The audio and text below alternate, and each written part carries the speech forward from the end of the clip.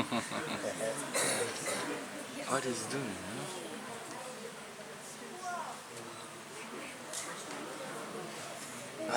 Krishna.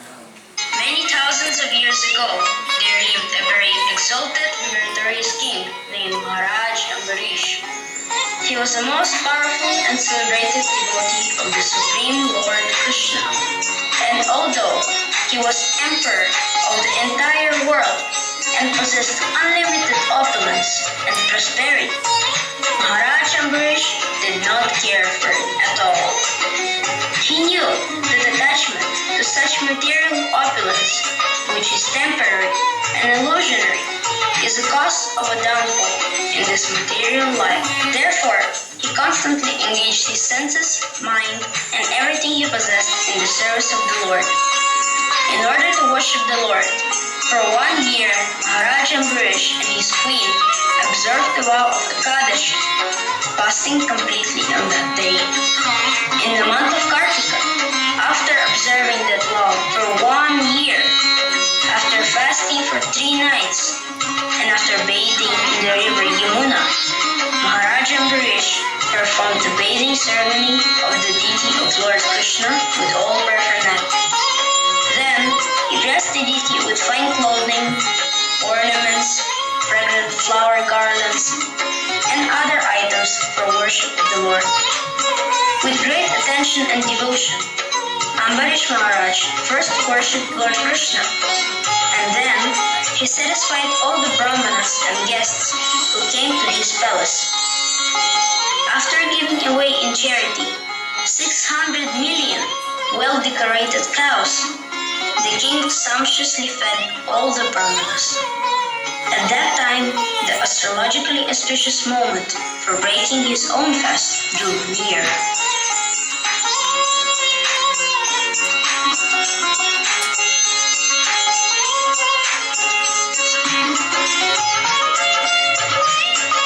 Maharaj Ambarish is such a perfect ruler of people. It's not a great wonder to see how devoted he is to the service of the Lord. Indeed, his mind is always absorbed in meditating on the lotus feet of Krishna, and the words he speaks are always relating to the glories of the Lord. Yes, he uses his hand to clean the Lord's temple, and his ears are constantly hearing about the Lord, and his eyes are always seeing the beautiful deity of Krishna. His sense of touch is engaged in touching the bodies of the Lord's devotees. His nose in smelling the fragrance of the tulasi offered to the Lord, and his tongue in tasting the Mahaprasad. His legs are always walking to the holy places and the temples of the Lord, and his head is always bowing down before the Lord. Yes, and all the desires of Maharaj Ambarish are for serving the Lord's desires 24 hours a day. He's a pure devotee of the Lord, and his only attachment is to please the Lord and his devotees. Surely, you are the most fortunate man, be able to assist such a great Vaishnava in your service to Krishna. Come, the time of the breaking of his fast draws near. Let us see if all the preparations are ready.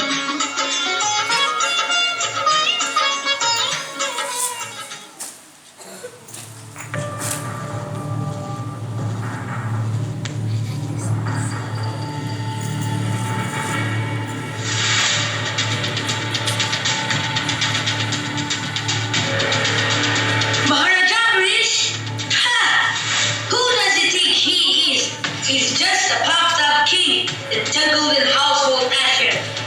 Of course, he puts on a nice show before those who should be respected and who should actually be honored in the worship. Me, of course, Durvasa Muni, perfect self-realized Brahman, and Ambarish is just a puffed up householder. Anyway, I'll teach you a lesson. Yes, I'll smash him, and they'll all bow down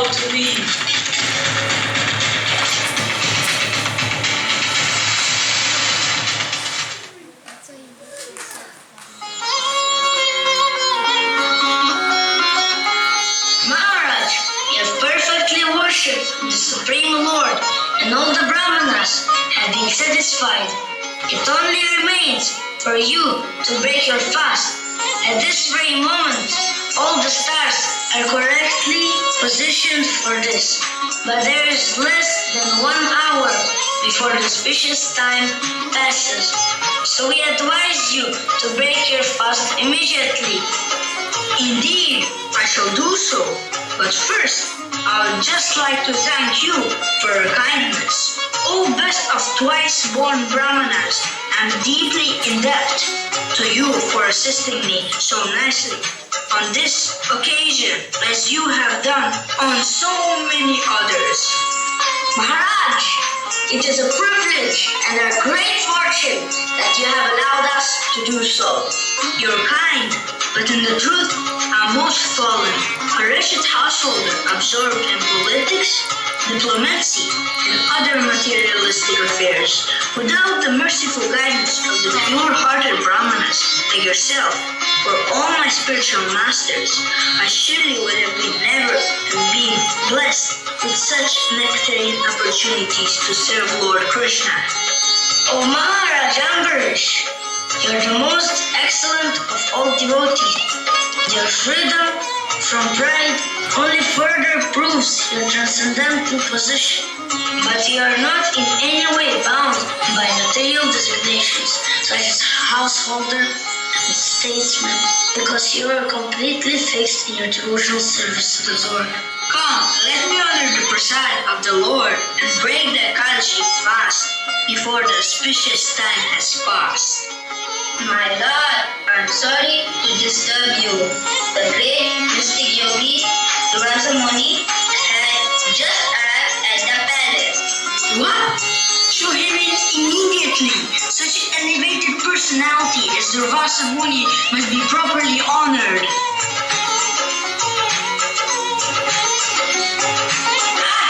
Ambarish Maharaj, Durvasa Muni will present to honor you by her presence. Yes, it is the duty of Brahmanas to travel to enlighten the entangled householder. Therefore, I have decided to pay you a visit. It's our good fortune. Please sit down and allow us to serve you. Oh, great sage, would you kindly take some eatables? I had intended to take lunch here. Wonderful. Bring the best feast you have ever prepared. Nothing is too good for such a holy Brahmin. Yes, my lord. Wait! It is time for my noon prayer. First, I will take bath in the Yamuna River. Then I will take lunch. Oh yes, of course.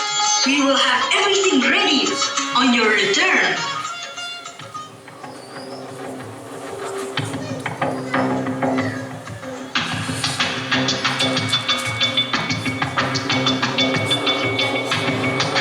Completely unexpected. Why has Durvasa Muni suddenly appeared? Never mind. He's a great Brahmin and a powerful yogi. As king, I must show him proper respect. But this creates a dilemma for you, Maharaj. As you know, it is against religious principles to break a fast before your guest has eaten. Yes. Of course, I shall simply wait until he returns and take prasad with him. But the auspicious time has almost passed. If you do not break your Ekadashi fast very soon, there will be a flaw in the observance of the regulative principles. Yes. If I break my fast now, it will be an offense against Durvasa Muni. But if I do not break my fast now, then I'll transgress the religious principles. A dilemma indeed. Time is running out. Krishna's mercy. I have an idea. My dear Brahmanas, if one drinks water, isn't that considered to break the fast and also to not break the fast? Why, yes. If you drink a little water, Maharaj, it will be sufficient to break the Ekadashi fast, and at the same time will not break the rules of etiquette in regard of receiving a Brahmana. It is a perfect solution. Come, Maharaj, take some water without delay, for the time is auspicious.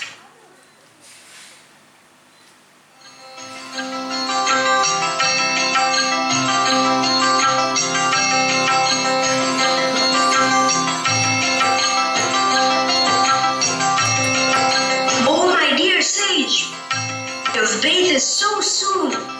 Please sit down. Everything is ready. I will just have the prasad brought.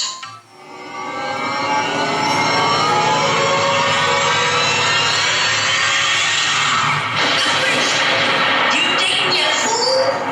Oh, I'm sorry. Have I offended you in any way? What is this? Do you not know that I have mystic powers? And even while bathing in the river, I can see that you have started your lunch without waiting for me. Alas, just see the behavior of this man. He's not a devotee of Lord Vishnu, being proud of his material opulence and his position. He considers himself God. Just see how he has broken the laws of religion. You have invited me to eat as your guest, but instead of feeding me, you yourself have eaten first. Because of your misbehavior, I shall show you something to punish you. Come, all you beings that in the darkness dwell.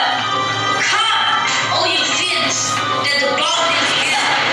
From my head you may grow a fiery form as you may now. Let this king feel my wrath. Let this king die a cursed death. What do you want me to do, Master? Kill this horrible offender of Brahminical culture right now! That will be my business.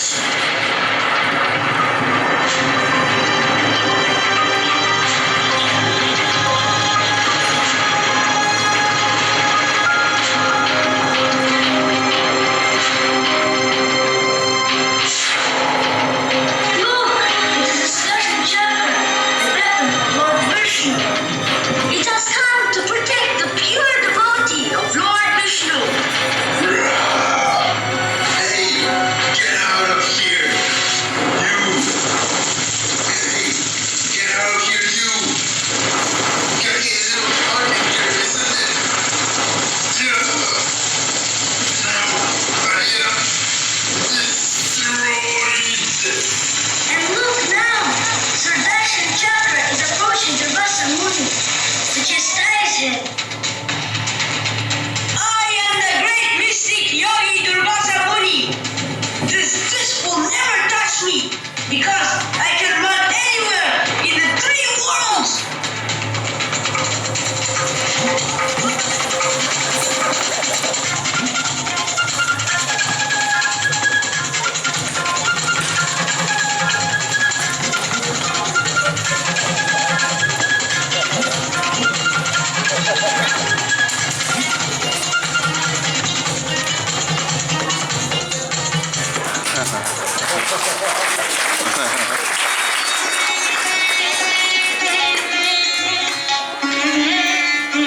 The fiery demon created by Durvasa Muni was burnt to ashes by the Sudarshan Chakra, the personal weapon of the Supreme Personality of Godhead.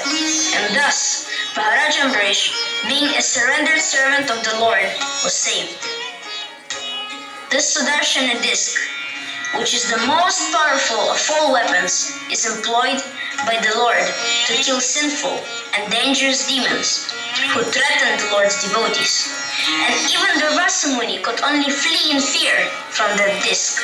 Flying at the speed of mind, Durvasa Muni traveled all over the planet, trying to escape the burning heat of the Sudarshana Chakra.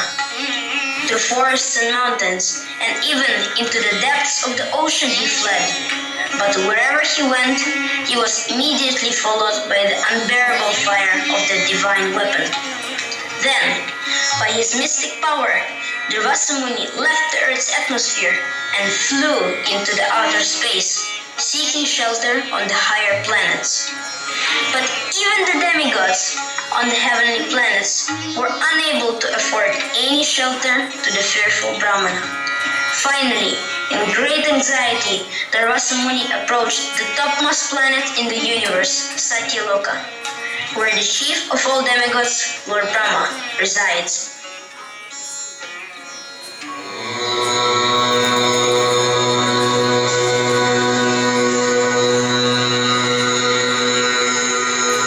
Oh my Lord! Oh Lord Brahma! Please, you must help me! Otherwise, my life is finished! When the time comes for the material world to end, the entire universe, along with all the living entities, including myself, is vanquished by a flick of Lord Vishnu's eyebrows. We're not independent. As demigods, we simply follow the orders of the Supreme Lord. And even I, Lord Brahma, though I'm the engineer of the whole creation, bow down my head to the Supreme Personality of Godhead, without whose grace I'm able to do nothing. You mean you cannot help me? No, even if I wanted to, I could not help you. Then I'm doomed! But wait, I'll go to Kailash, the abode of Lord Shiva, who's even more powerful than Lord Brahma. Surely he will give me shelter. Ah! I feel the heat! I must run!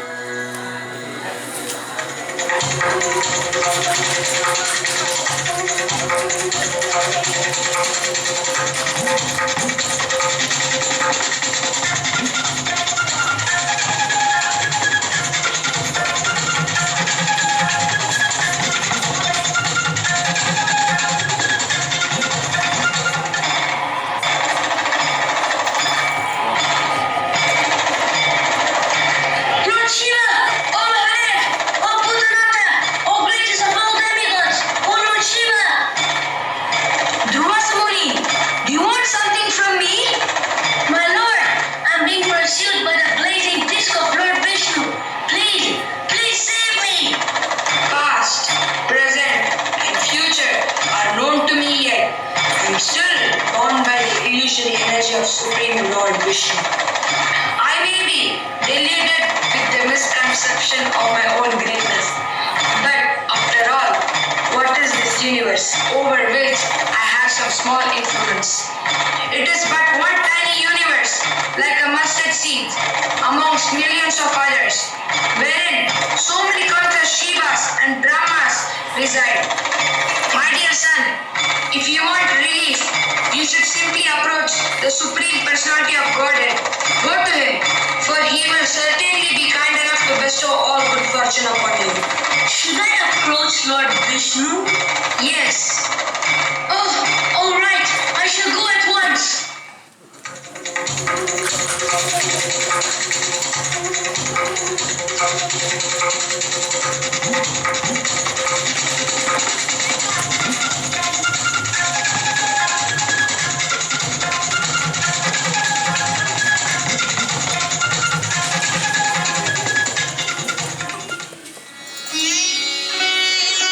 Unable to find shelter even on Lord Shiva's planet, Durvasamuni penetrated the eightfold layers of the universe and entered the spiritual planet known as Vaikuntha, where the Supreme Personality of Godhead, Lord Narayana, resides with his eternal consort, the Goddess of Fortune.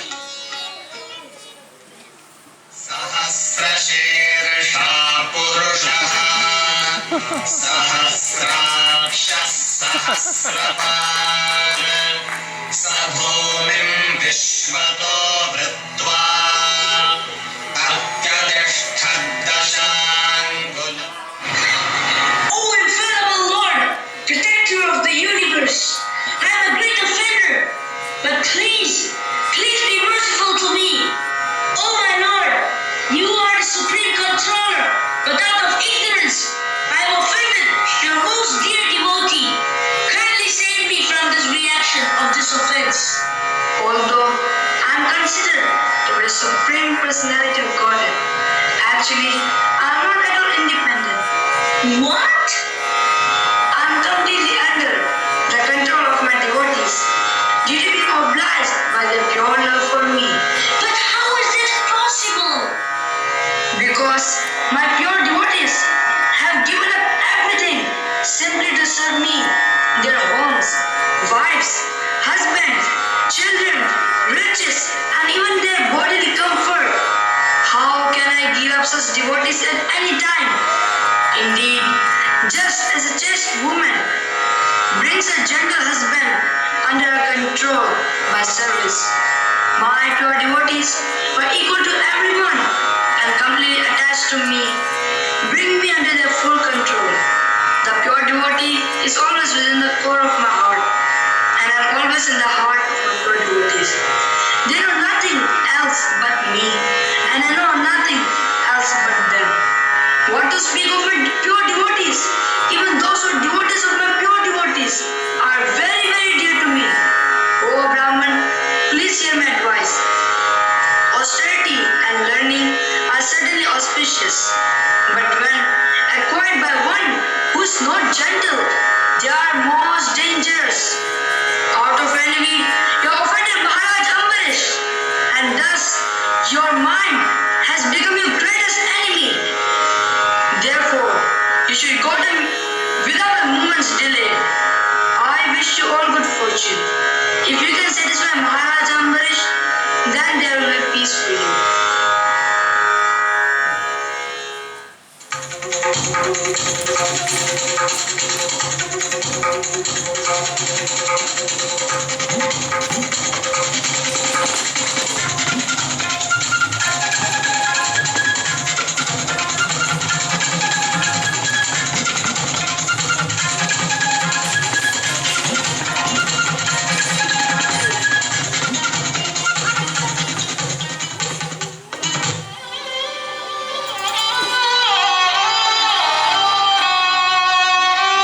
My dear Maharaj Ambarish, please forgive my offense.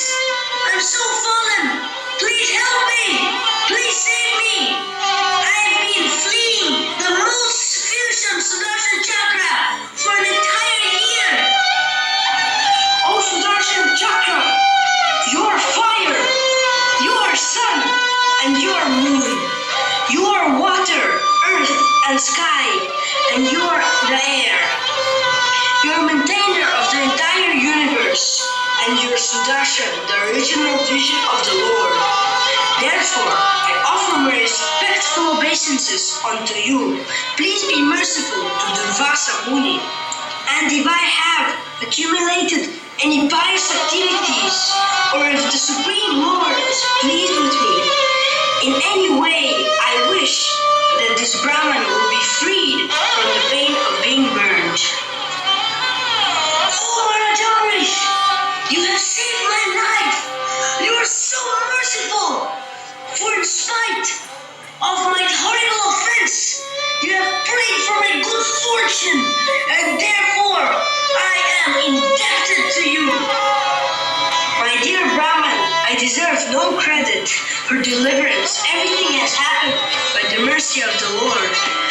Come now, please sit down, and I will bring you some sumptuous prasad. Today I have experienced the greatness of the devotees of the Lord. Yes, there is nothing in the three worlds which is superior to the association of a pure devotee who is free from all vice. Maharaj Ambarish certainly once said dwell amongst pure devotees.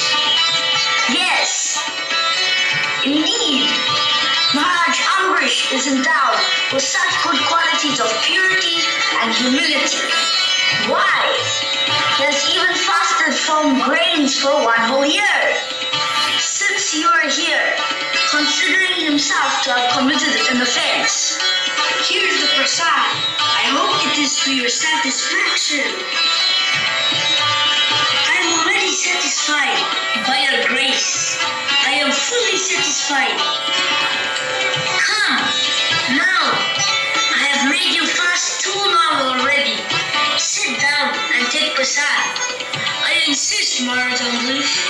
I thought you were an ordinary human being, and out of foolishness and ignorance, I tried to punish you. I've certainly learned my lesson, and now I understand that you are the most exalted devotee of the Lord. Simply by seeing you, touching your lotus feet, and talking with you, I've become greatly pleased and obliged to you. Surely your glories and spotless character will be praised throughout the entire tree world forevermore. Indeed, I myself will begin to do so at once. By taking your leave, Maharaj, I will now go and travel throughout the world to preach the glories of the Lord's pure devotees.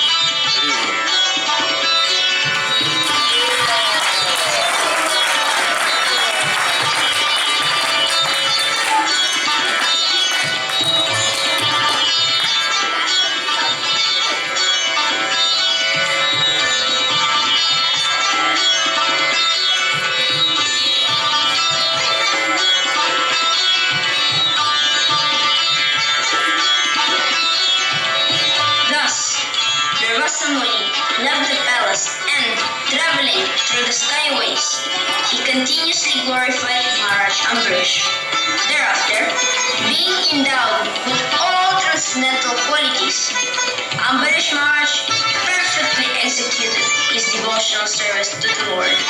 After some time, to set an ideal example, he gave up his kingdom and opulence and went to the forest to concentrate his mind fully on the Supreme Personality of Godhead, Lord Krishna. The Srimad Bhagavatam gives the following benediction. Anyone who hears this narration will be liberated in this very lifetime, but one who describes or even thinks about the glorious activities of Maharaj Ambrish certainly becomes a pure devotee of the Lord.